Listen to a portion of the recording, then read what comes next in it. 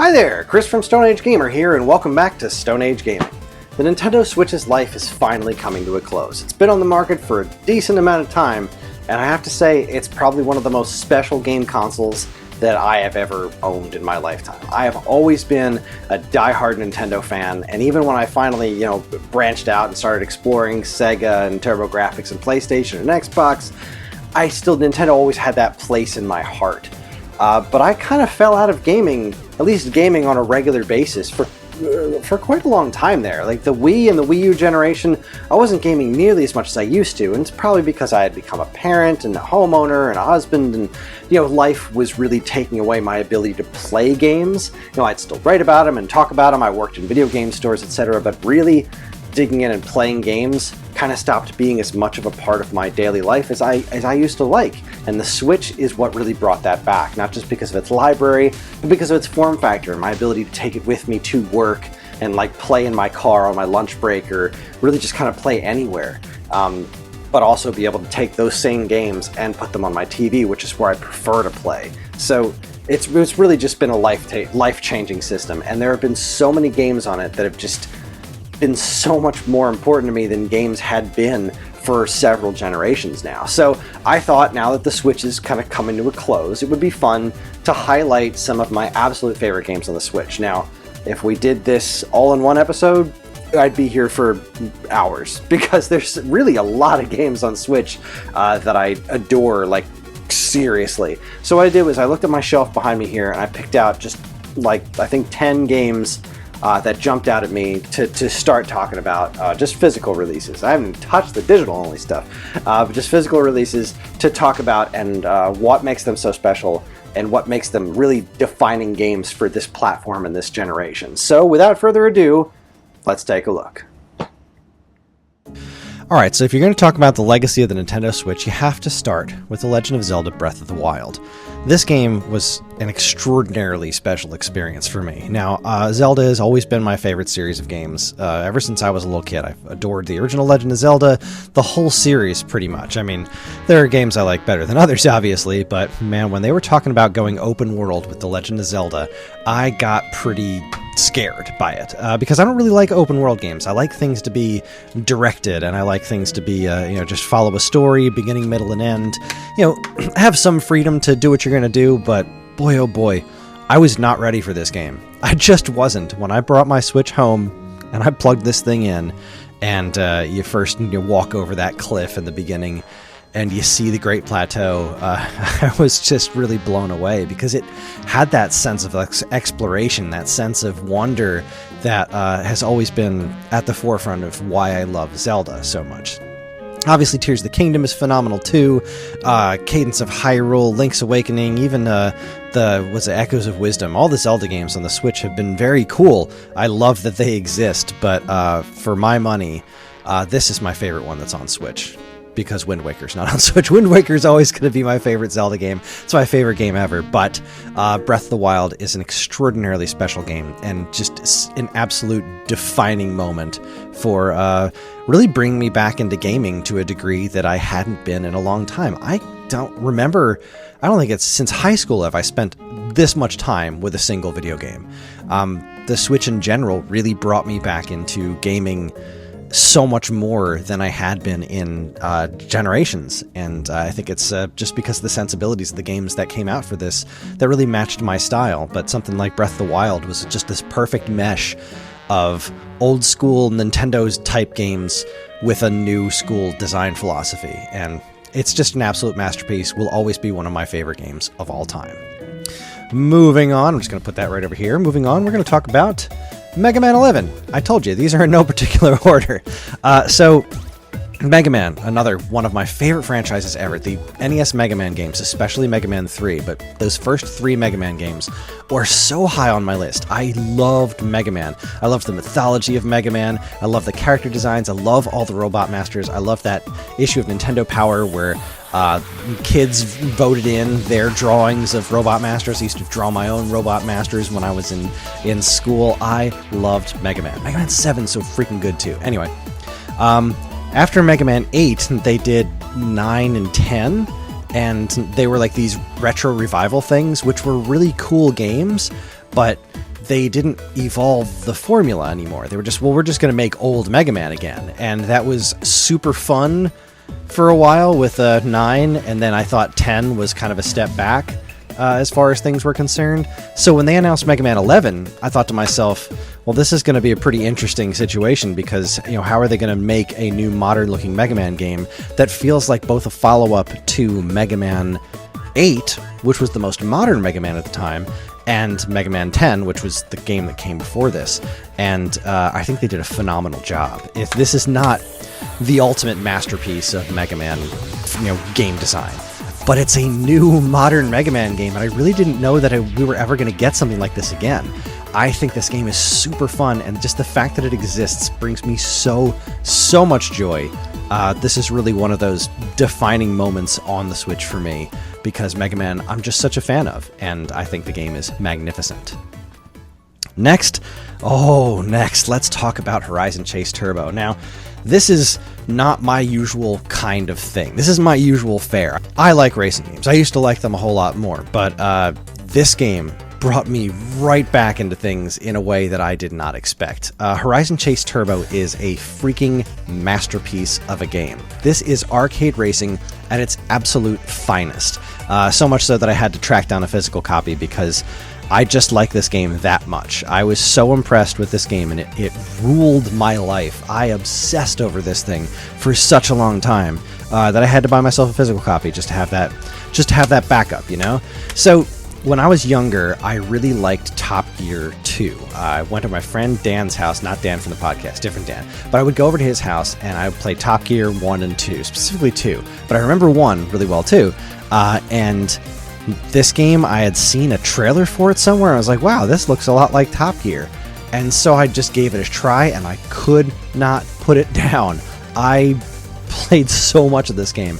And the second one's pretty good too. Don't get me wrong, the second one's solid. But there's a magic in this one, a simplicity to this one that doesn't exist in the second one.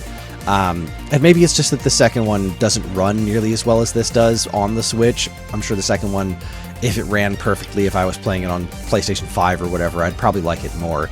But I don't know, there's a specific magic to this first Horizon Chase Turbo that is so very special, and it's definitely one of the defining games on the platform. Next up, let's talk about Blaster Master Zero. If you've been around this channel for any length of time, you've probably heard me mention Blaster Master at one point or other. The original Blaster Master on NES is one of my absolute favorite games of all time, bar none. It's definitely in my top 10 titles. It's just so good. It's so good. It's such a magical game, but it never got the follow-up that it deserved. Blaster Master 2 was an American-developed, I think, Sega Genesis sequel that had some really good ideas in it. It's a fascinating little game, but it's not a worthy successor to Blaster Master by any stretch of the imagination. And every sequel they've made since then, I feel the same way about. They're okay, but none of them captured that spirit. This is the closest we've ever gotten to that. Blaster Master Zero is the first time I've ever seen a worthy follow-up to the Blaster Master games. Limited Run did a physical edition of this. Comes with an instruction manual, which is pretty neat, and a trading card. Yay! So they incorporated mythology from the Japanese. Wow, now I can't remember the name of the Japanese version of Blaster Master. Oh, that's gonna annoy the heck out of me. But the Japanese version of the game, they meshed that in with the North American stuff, and Fred the Frog, and it's wonderful. They get pretty deep into the Metafight. There it is, Metafight. I knew it would come to me. They get really deep into anime nonsense territory, which can be kind of, well, I'm sure it can be a turnoff for a lot of folks, but if you're just there for Blaster Master gameplay, this and its 2 follow-ups do an incredible job of actually evolving what made Blaster Master special in the first place and feeling like they nailed it. And the finale, the final battle in Blaster Master 03, as a long-time fan of the series, is just love it to death. Couldn't be happier. Blaster Master Zero, I think it was the second game I got on the platform after Breath of the Wild, and it just blew me away. I've played through it, I think, 3 times in the last couple of years because it's just marvelous. And I think the third one might be the best game overall, but this is the one that speaks to me the most. It's the most similar to the original Blaster Master, and it's just a really special and really awesome game. Try this game. If you like Blaster Master, don't skip on this. This is the first worthy sequel that series has ever gotten. Next up, oh boy, let's talk about Sayonara Wild Hearts. So, this is another one of those games that I tried after a decent amount of time of people telling me that I should try it. And then I liked it so much that I bought a physical copy of it. I even bought the freaking soundtrack on vinyl because that's how much I love this game. This is a rhythm game that... There have been a handful of games that I've played in my life that have had an emotional impact on me, like in a way that only a video game can, and this is one of them. When you play something like let's say Metal Gear or even Uncharted, when a lot of the story that happens in these games is stuff that you watch happen. But when it's directly tied to the gameplay, like I think back to Super Metroid and how that game tells its story by you playing the game. When you're directly involved in the decisions that make the story advance, it feels so much more, I guess, in depth.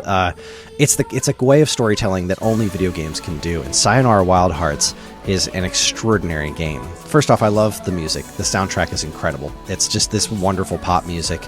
But the story is what really killed me at the end. This is a story about a girl who, at least this is my interpretation of it. It appears to be a story about a girl who's going through a really tough breakup. And as you play through the game, you're beating up these like parts of yourself that you don't like. You're this character, and these are all like her personality traits that she's mad at. And by the end of the game, you have to do all the bosses again.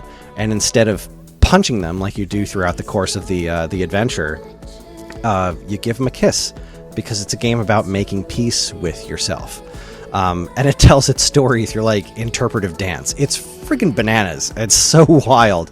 The visuals are incredible. The way it feels to play through this game, the way that the visuals match up to the music is astounding. I cannot say enough good things about this game. And the message of the only way to move forward in your life is to make peace with who you are. Is such a wonderful message and so well told in this game. I cannot stress this enough.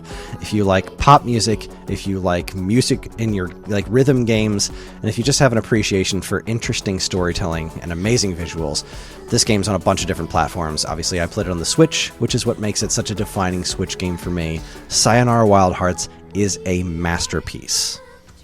Next up, what do we got? Oh, we got Super Mario Bros. Wonder. So I just grabbed I think I said this in the intro, but I just grabbed a stack of games that meant a lot to me, and I'm definitely going to do this more than once because there are a ton of Switch games that meant the world to me. And this game right here made me so happy. This game brought me so much joy. It was unbelievable. It's not the most perfect Mario game anyone's ever done, but it is so close to the Mario game that I imagined when I was a kid that I can't stand it. I can't stand how gorgeous this game is and how full of, well, wonder it is. 3D Mario really got the lion's share of the creativity in the Mario department for the last good long while. The new Super Mario Bros. Games, I think the original new Super Mario Bros. And DS is great. I think everything after it was fine. New Super Mario Bros. U is a very good game, but it didn't have the same, I don't know, the same degree of creativity that you were seeing in the 3D Mario games, particularly Mario Odyssey. But then they brought this game out, and it animates so differently. It animates like a cartoon. It's so expressive. The wonder effects are insane. The singing piranha plants, I can't put into words how much I smiled when that came across in this game. This is such a special game, and I know there are folks out there that were really hard on it, that thought that there should have been more challenge, or that there's certain aspects of it should have been more interesting. I think it is just about exactly the game that it needed to be, and really put 2D Mario games, which are among my absolute all-time favorites, right back on track. I want to see more games that look like this. I can't wait to see what they do with 2D Mario on Switch 2, like with even more power behind them, because this game's gorgeous. I just, really, the amount of love and care that went into this, it was one of those things that it felt similar to Yoshi's Island on Super Nintendo, where you find that block where the programmers are like, we poured our hearts and souls into this. That's how I felt about this game. Even if it didn't always hit the mark 110,000% on being just the truest of masterpieces, this game was made with so much heart, and I love it. So Super Mario Bros. Wonder is just one of the defining Switch games. Brought me so much joy. Here we have Chrono Cross. I don't like this game. I have tried to like Chrono Cross over the years numerous times, and I just can't pull it off. It has an incredible soundtrack, but why is it here? Right. Chrono Trigger is one of my absolute all-time favorite games. I've replayed it over and over and over again. Chrono Trigger is a masterpiece. It holds up today. It's phenomenal. As a kid, when it came out, I was obsessed with Chrono Trigger. I thought it was just the greatest thing ever. I loved its mythology, and I couldn't wait to learn more. And then I heard about Radical Dreamers, which was a Satellaview game released in Japan that was a follow-up to Chrono Trigger in some ways. It was like a text adventure. I never thought I would be able to play it. At least not in any, specifically not in any official capacity. I figured I could emulate it sometime and do a fan translation, but an official version of Radical Dreamers? Are you kidding me? That's on here. Now, when Chrono Cross came out, I took an entire week off work just to sit at home and play it, and I tried. I put the time in, and it is a decent game, but it's just not for me, and it really does not feel like a sequel to Chrono Trigger. But this right here, Radical Dreamers, is even weirder. It certainly doesn't feel like a sequel to Chrono Trigger either. What a boring inside of the box. I hate it when that happens. But I've been able to play it. It was like a nearly lifelong dream of mine to be able to actually try that game, and here's Square Enix dropping Radical Dreamers, officially English translated on the Switch, and I lost my mind. I had to buy this physically so that I could have a cartridge, a physical cart that has Radical Dreamers on it. Also, it was nice to have Chrono Cross on the Switch and remastered. I know the remastering left a lot to be desired, but it's still a decent game, and I should put the time into it again to try to actually finish it, because I never finished it. I got all the way up to, I think, the very last area in the game, and I just couldn't cross the finish line. I just didn't care. I wish I did, because I like the character designs. I think there's too many characters. This is not meant to be a Chrono Cross bashing. This is meant to show that the Switch was a system that made dreams come true in several ways. Like, I got games on this system that I never, ever thought I would see be real, and, well, this is definitely one of them. Having Radical Dreamers on a cartridge made me the happiest little kid around, and if you had told me as a high school student that I would eventually get to have Radical Dreamers on a cartridge, I would have told you were crazy. But here we are. Next up, let's talk about Doom. Alright, I'm going to talk about this and the other Dooms as well, because there's so much Doom on the Switch. I love Doom, which is weird because it's pretty outside of my usual wheelhouse of games that I really like, but the original Doom, the original PC version of Doom, the MS-DOS version, is among my favorite things to play. It's one of my favorite games for stress relief. It's just, I find so much peace in playing Doom, and to a lesser extent Doom 2, but those two games, so freaking good. And they are on Switch in like the most perfect fashion imaginable. They look like I imagined they looked back in the day. Like, you go back and play an actual MS-DOS version of Doom, it doesn't look the way that this newer version does, but it's it runs phenomenally. It sounds exactly the way I want it to sound. It's so good. And then there's this one. I always wanted to play it, and I never got around to it, and they ported it on Switch, and I was like, you know what? Fine, I'll give it a shot. I cannot believe how good this game looks on Switch.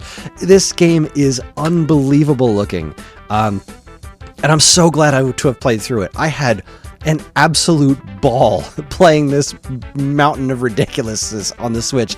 I had so much fun going through this game, and I still haven't played Doom Eternal because everyone's warned me that it's very different from this game, and I'm probably not going to like it all that much, and that makes me really super sad, but I'm probably going to get around to it eventually because I just love Doom so much.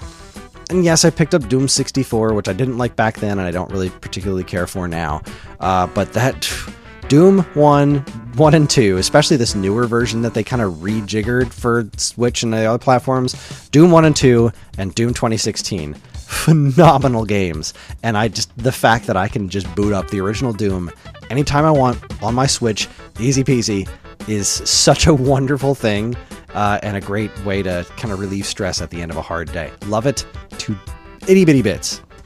All right, I got a couple left here. I'm going to do a 2-for-1 sale here. Final Fantasy. I've never been the hugest Final Fantasy fan. I really like Final Fantasy VI. I've never properly gotten into the other Final Fantasies, so the fact that this collection exists and they look and sound so wonderful is really cool to me, because I'd like to go through and finish 6 one of these days. Similar to Cross, I played through 6, but I was really enjoying myself. I think I got bogged down by a bunch of work stuff, and then I never went back to it, because I didn't actually play 6 properly. I didn't really get turn-based RPGs until Chrono Trigger, and I played Final Fantasy 3 before I played Chrono Trigger. So I didn't get Final Fantasy 3, and then I didn't understand it. And then they re-released it on PlayStation 1, and I played through that on, I want to say that was the Anthology that had 6 in it, and that's when it clicked with me, and I got through almost the whole game, and I was loving it, and I've never finished it because I'm a bad person. But I want to finish it on Switch or Switch 2 or wherever comes first. It's on my list of things to do. So this collection's great, but this one right here, man, this one right here cracks me up. I don't really like Final Fantasy VII. I never have. I have tried to get through this game numerous times, but when I saw that this existed, I had to buy it, because as a diehard console warrior Nintendo goon way back in the day, those ads about Final Fantasy VII being on PlayStation and it could never be on a cartridge because it would cost $1 million and weigh like 100 pounds. Here it is, Final Fantasy VII and 8 on a single cartridge for my Nintendo platform. It cracks me up. The fact that this is real just knocks my socks off. I love it to death. This is absolutely hysterical to me.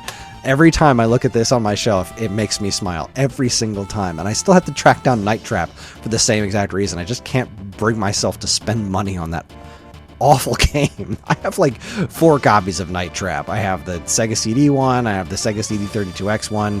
I think I might have one other one. I think I have an extra. But either way, I don't like Night Trap at all, but I have that one. But the fact that it exists on a Switch cart is amazing, and I need to get my hands on it. But yes, Final Fantasy VII on a cartridge for Nintendo Switch is wonderful. And, you know, this other collection is pretty dang great too.